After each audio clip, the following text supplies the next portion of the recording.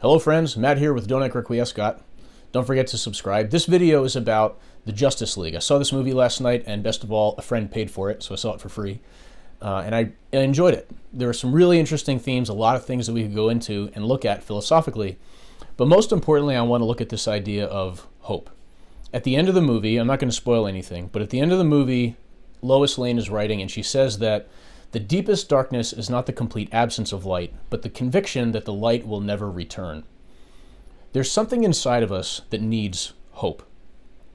This reminds me of a great book I read, and I highly recommend, called Man's Search for Meaning by Viktor Frankl. Viktor Frankl was a psychiatrist and a victim of the concentration camps in Germany. He stayed there, he wasn't killed, and afterwards he wrote about it. And he noticed something interesting, that as long as people had hope, they survived in the concentration camps. But as soon as they lost hope, they died. And this was the determining factor about who thrived and who survived and who didn't. It didn't matter how physically strong people were.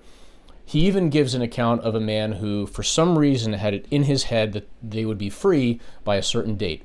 But when that date passed, the man lost hope and he withered away quickly and died. But before that day, as long as he had that hope that for some reason that day they would be free, as long as he had that hope, he did well. And so psychologically, we see that hope is really important for our survival and our thriving. What does that mean about us as human beings then? That we have this need for hope.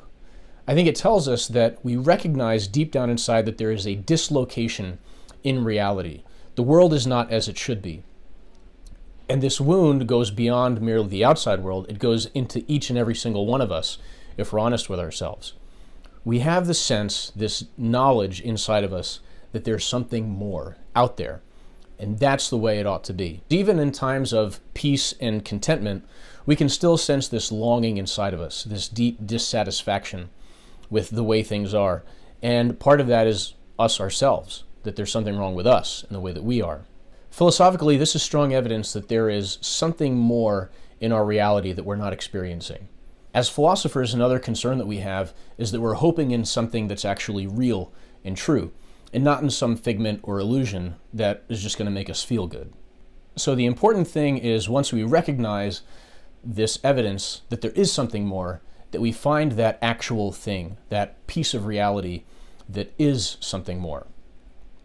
Something that actually is, and something that really will satisfy us.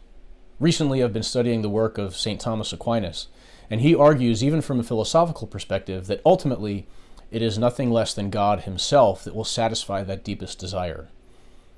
And as a Christian and a Catholic, this is appropriate for the coming season of Advent. And now we're getting into the religious side of things. Because in Advent, we look forward to the coming of our Savior, the one who can truly save us, Jesus Christ. He can save us not because he fixes everything in the outside world, but because he comes inside of us and forgives us, and then aligns us rightly to that source of reality, that supreme being, God himself. Thanks for watching. I hope you enjoyed the video. Don't forget to subscribe and click on the bell to receive notifications, and I hope to see you soon.